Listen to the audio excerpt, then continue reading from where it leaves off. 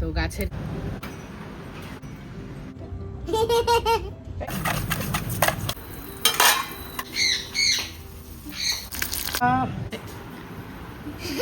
নমস্কার বন্ধুরা, মিষ্টি গৃহকোণ একটি ব্লগে আপনাদের স্বাগত জানাই। আশা করি আপনারা সবাই খুব ভালো আছেন, আমরাও খুব ভালো আছি। আজকে হলো রবিবার। কি সুন্দর দেখুন, আকাশটা পুরো মেঘলা করে আছে। জানি না, জামা কাপড় তো কাচবো ভেবেছি, কি হবে, কারণ রোববার দিনকে অনেক জামা কাপড় কেচে দিই, কারণ হাতে তোলার সময়টা অনেকটা বেশি থাকে। চারিদিকে আকাশে একদম পুরো কালো মেঘে ভর্তি। তো যাই হোক, সকালবেলার রুটিন সেরকম শুরু হয়ে গেছে। গিনির জন্য এখানে একটু আমন্ড আর জল ওকে দিয়ে দিচ্ছি। ওখানে একটুখানি লেখালেখি করতে বসেছে। কে নাও আগে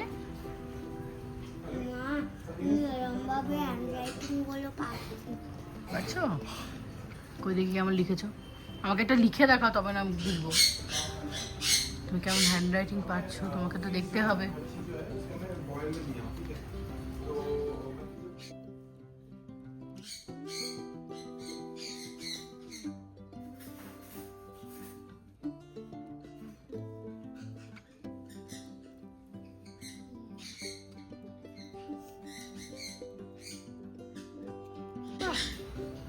সুন্দর লেখাটা হয়েছে।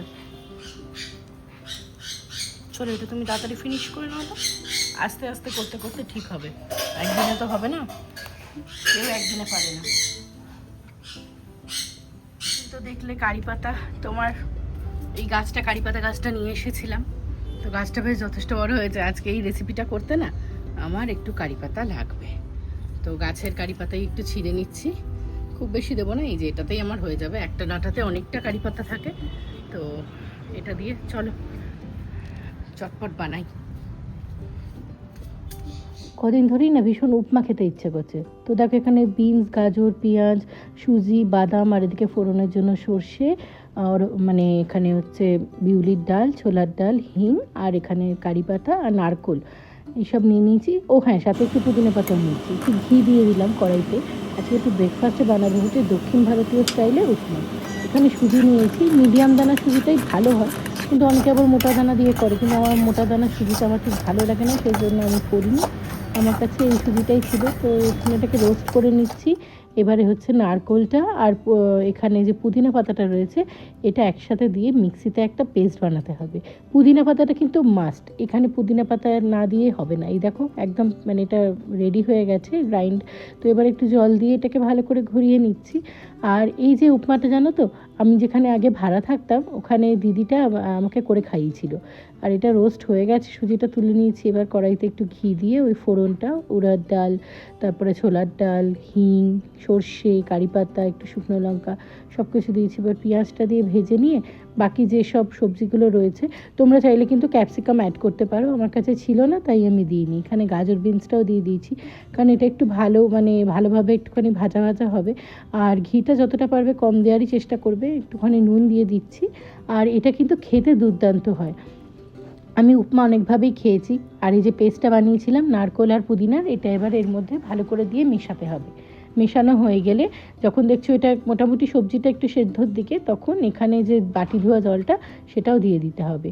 তো এখন এটা করে নিয়ে আমি গিনিকে খেতে দেবো। গিনিকে আজকে আমরা সবাই খাবো। আমি এখানে কিন্তু ছোট এক বাটি সুজি নিয়েছি, তোমরা সেই বুঝে করো। আর এই সুজিটা যেটা রোস্ট করে রেখেছিলাম, এবার এটা আমি এই যে জল দিয়ে যে ইয়েটা বানালাম, আর একটা কাঁচা লঙ্কাও দিয়ে দিলাম। এটার মধ্যে ভালো করে দিয়ে মিক্স করে দিতে হবে। পরিমাণ মতো একটু জল দিতে হবে, কারণ সুজি তো প্রচণ্ড জল টানে। আর এটা এতটা হেলদি অপশন ব্রেকফাস্টের জন্য। সুজি আমি তো আজকে সানডেতে বানাচ্ছি, তোমরা চাইলে অন্য দিনকেও বানাতে পারো, আর খুব অল্প সময়তেই হয়ে যায়। ওপর থেকে একটু লেবুর রস, আর আমি একটুখানি দেশি খান্ড দিয়ে দিলাম, চিনি দিতে পারো তোমরা, আর একটু নুন। আমার নুনটা মনে হয়েছিল একটু কম হয়েছে, সেই বেশিরভাগ দিনটাই আমাদের বাড়িতে চিকেনটাই হয়, কিন্তু আজকে চিকেন খেতে ইচ্ছে করছিল না। তাই প্রলয়কে বললাম, তুমি যখন যাচ্ছ তাহলে একটুখানি মাছ নিয়ে এসো, চিকেন আনতে হবে না।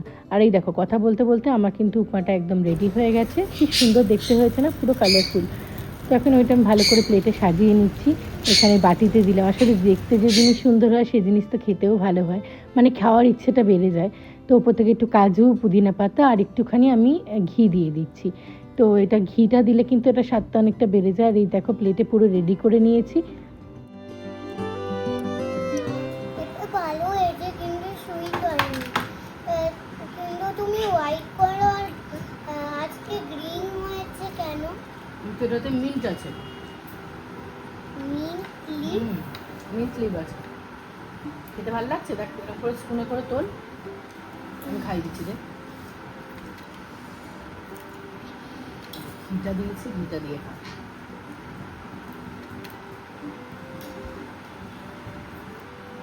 ভালো টেস্টি।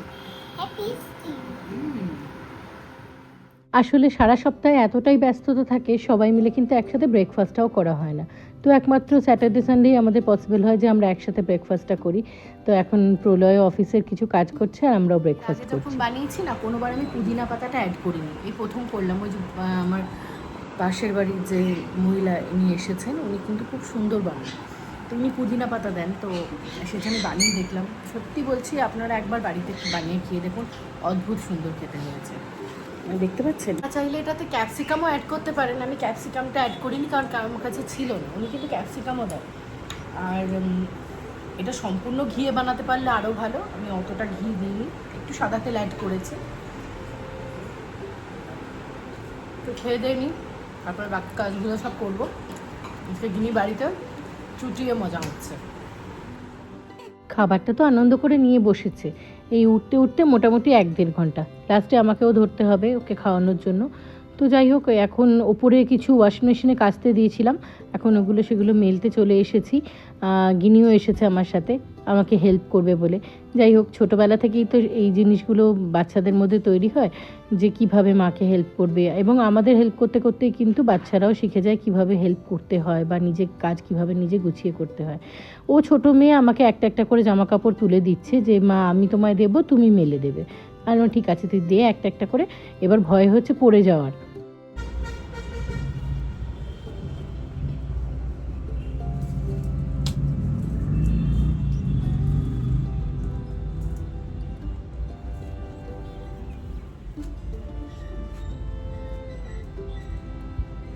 আমার পাকা বুড়ি এসেছে একখানা, পাকা বুড়ি একখানা,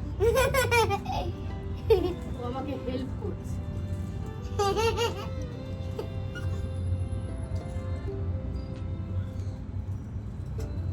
তোর স্কুলের প্যান্ট এটা, তাই তো?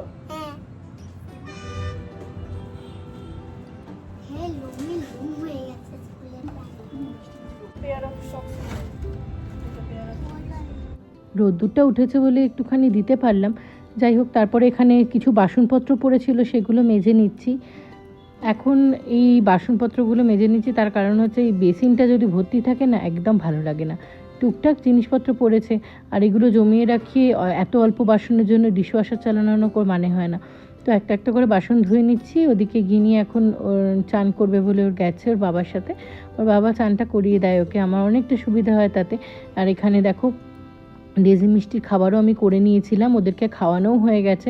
সময় ম্যানেজ করে করলে কিন্তু সব কাজই আমাদের তাড়াতাড়ি করে হয়ে যায়। তাও আমিও চেষ্টা করি যতটা সময় ম্যানেজ করে করে নেওয়া যায় কাজগুলো, কারণ সময়টাই হচ্ছে মেন। আমরা যতই তেমনভাবেই কাজ করি না কেন, যদি সেটা সময় শেষ না করতে পারি, তাহলে কিন্তু আমাদের সেটা উপকার হয় না। তো দেখো, এদিকে একটুখানি মুসুর ডাল বসিয়ে দিয়েছি, দুপুরে রান্না অলরেডি। আর প্রলয় কিন্তু নিয়ে এসেছিলো হচ্ছে রুই মাছ। এই মাছটা ধুয়ে নিচ্ছি, বেশি করে একটু কয়েকটা পিস নিয়ে নিয়েছি, কারণ ওর বাবা আবার বলেছে একটু ভাজা খাবে। তো আমি এখন সেই মাছগুলো ধুয়ে একটু নুন হলুদ মাখিয়ে রেখে দিই। জানি না আজকে কী করবো, তবে ঝোল টোল করার ইচ্ছে নেই আজকে। না, ইচ্ছে আছে মায়ের মতো করে কী ঝাল করবো। আমার মা জানো তো খুব সুন্দর ঝাল করে মাছের। আর এদিকে দেখো, আমাদের SIR-এর ফর্মও চলে এসেছিলো, তো সেটাই এখন এখানে ফিল আপ করার ব্যাপার চলছে। প্রলয় বলল যে এটা ফিল আপ করাটা খুব দরকার, আমাদের ফোন করেছিল, তো সে প্রলয় এটা নিয়ে এসেছে ফর্মটা গিয়ে। তো আমাকে বলেছিল তুমি যাবে, আমি জানতাম না যে আমাকে যেতে হবে কিনা। বললো না, তুমি না গেলেও হবে। আর আমি সেই জন্য যাইনি। এখানে তোমার মাছের জন্য একটুখানি সর্ষের তেল বসিয়ে দিয়েছি, আর মাছগুলো একটা একটা করে ভেজে তুলে রাখছি। গিনি জানো তো, এখন আগের থেকে হ্যান্ডরাইটিংটা অনেকটা ইমপ্রুভ করেছে। আজকে দেখছিলাম সকালবেলা, তোমাদেরও তো দেখালাম কি সুন্দরভাবে করেছে। আর এদিকে দেখো, সর্ষে আর একটু পোস্ত একসাথে গুঁড়িয়ে নেবো, আর একটুখানি তার সাথে তিল দেবো। সাদা তিল দিলে কিন্তু বেশ টেস্টটা অনেকটা ভালো হয় ঝালের। তোমরা কারা কারা সাদা তিল দাও মাছের ঝালে আমাকে জানিও। জল দিয়ে দিলাম। তো যেটা বলছিলাম, ওর কিন্তু হ্যান্ডরাইটিংটা অনেকটা ইমপ্রুভ করেছে। আর এই দেখো, এটা হচ্ছে আমার গাছের কাঁচা লঙ্কা না, বুলেট লঙ্কা। কি সাংঘাতিক ঝাল! আগের দিন একটা খেয়েছিলাম, পুরো কান মাথা দিয়ে ধোয়া বেরোচ্ছিল। ও এখন অনেকটা ইমপ্রুভ করেছে। আগের লেখা যেমন ওর অতটা ভালো হতো না, এখন কিন্তু প্র্যাকটিস করাতে করাতে সেটা অনেকটা মানে আয়ত্তে এসেছে বলতে পারো। এবং স্কুলে কিন্তু বলেছে ওর হ্যান্ডরাইটিং এখন আগের থেকে অনেক ভালো হয়েছে। তো এখন বাড়িতে যেটা করতে বলেছে সেটা হচ্ছে রিডিংটা ভালো করে করলে ও আরও ভালো করে মানে পড়তে পারবে। আর ক্লাস 1 থেকে তো জানো নেক্সট ইয়ার থেকে ওদের কিন্তু রিডিং প্রপারলি স্টার্ট হয়ে যাবে। তো এখন থেকে যদি আমি তৈরি না করি তাহলে কিন্তু ভালো করে হবে না। সেই জন্য চেষ্টা করি যতটা ভালো করে মানে ওকে রেডি করা যায়।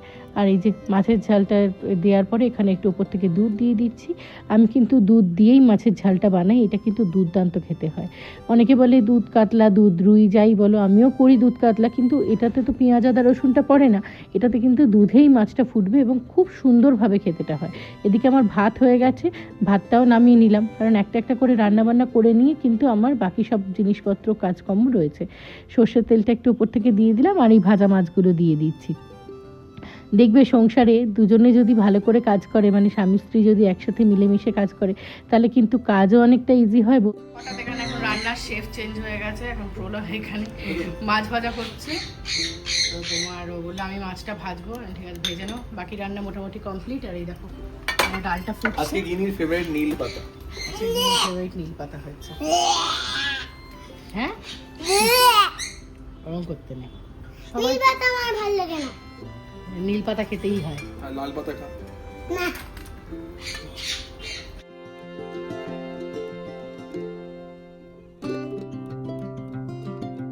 এখন তিনজন মিলেই রান্নাঘরে দাঁড়িয়ে আছি একসাথে। ওর বাবা মাছ ভাজছে, মেয়েও দেখছে, আর আমি এদিকে আমার কাজগুলো টুকটুক করে করে নিচ্ছি।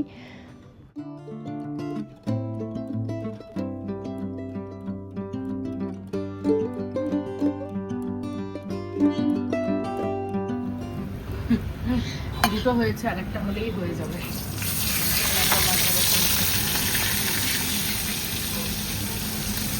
বেশি করা করবো না। আর আমারটা ইয়ে করতে পারতে হোক, এয়ার ফ্রায়ার করে দিতে পারতে।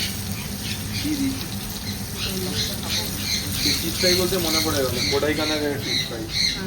ফিশ ফ্রাই ঠিক আছে, কত 50 টাকা না 60 টাকা না 100 টাকা কত কি ছিল খেয়াল নেই। 100 টাকা ফিশ ফ্রাই। আজ থেকে কত বছর হবে? 2017। 9 বছর আগে। 2016। কোডাইকানালে ঘুরতে গেছি আপনি রেস্টুরেন্টে, খুব এক্সাইটেড হয়ে গেলাম, আরে কলকাতা ফিশ ফ্রাই পাওয়া যাচ্ছে এখানে। ও বাবা, ফিশ থেকে ভেজে দিলে বললো ফিশ ফ্রাই। মাছ ভাজা আমার বন্ধুদের জন্য মুখ চাওয়া চাই করছে। এখানে রান্না করছে, আর ওইদিকে এখানে একজন একতারা নিয়ে খেলছে, মিষ্টি ঘুমোচ্ছে। কি করছিস গিনি? খেলছিস? সব খেয়ে নে, খাবার রেডি হয়ে গেছে। খাবি না? সব খেয়ে নে। আমার পাগলা বাউল নাচ করছে।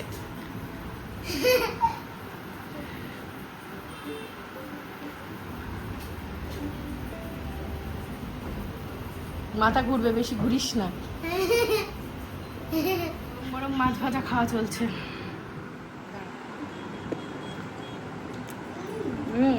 মাছটা হেভি স্বাদ গো।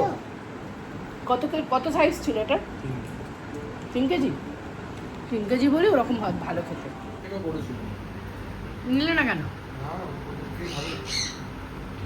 তা ঠিক, বেশি দিন থাকলে ছিবড়ে হয়ে যায়। আর কাটা মাছ নিলে তো সেই প্রচন্ড পাকা মাছ নিতে হয়। 12 কিলো একটা কাতলা কাটছিল। 12 কিলো? আবার না, অত পাকা মাছ না খাই ভালো। দুপুরের রান্নায় আজকে আছে নিম পাতা এখানে মানে আছে ভেজে ভাত। বাটা, এখানে আছে ভাত, এখানে আছে হচ্ছে তোমার ডালটা, এখানে মুসুর ডাল করেছি জিরে ফোড়ন দিয়ে। আচ্ছা, এখানে আছে হচ্ছে ঢ্যাঁড়স ভাজা, আর এটা হচ্ছে মাছের ঝাল। তোমার ডাস্টিং করবো ভেবেছিলাম, কিন্তু আর সময় করে উঠতে পারিনি, সেজন্য ডাস্টিং করাটা হয়নি। ওদিকে তোমার ওয়েদারটা কিন্তু আবার খারাপ হতে আরম্ভ করে দিয়েছে, বৃষ্টি ওয়েদার শুরু হয়ে গেছে। বাইরেটা প্রচণ্ড মেঘলা, চলো তোমাদের দেখাই। দেখো কি অবস্থা আকাশের, পুরো একদম মেঘলা করে গেছে। তো জামা কাপড়গুলো তোমার তুলে নেবো এখন ছাদে গিয়ে, তারপর চান টান করে তারা এই গিনিকে খাইয়ে দিয়ে সব বাকি কাজ। কি বানিয়েছি সেটা? এটা কি? Flight flat? ফ্লাইট? কি করে ফ্লাইট হলে একদিকে ডানা আছে? এটা কি ধরনের ফ্লাইট বাবা? এটা বুঝতেই পারছি না এটা কি ধরনের ফ্লাইট। এটা ফ্লাইটই অন্যরকম।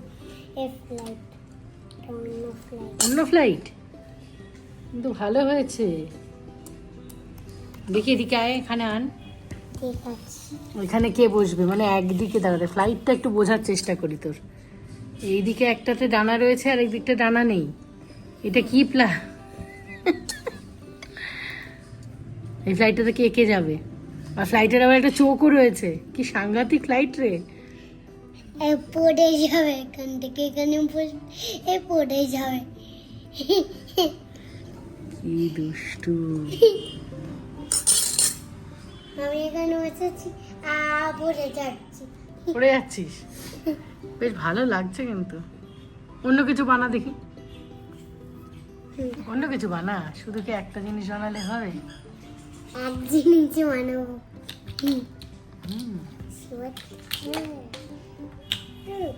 ঠিক আছে, তুই বানা আস্তে আস্তে, আমি কাজগুলো করে নিই। তোমায় দেখাবো তো, হ্যাঁ ঠিক আছে, দেখবো তো। আমি দেখাবো।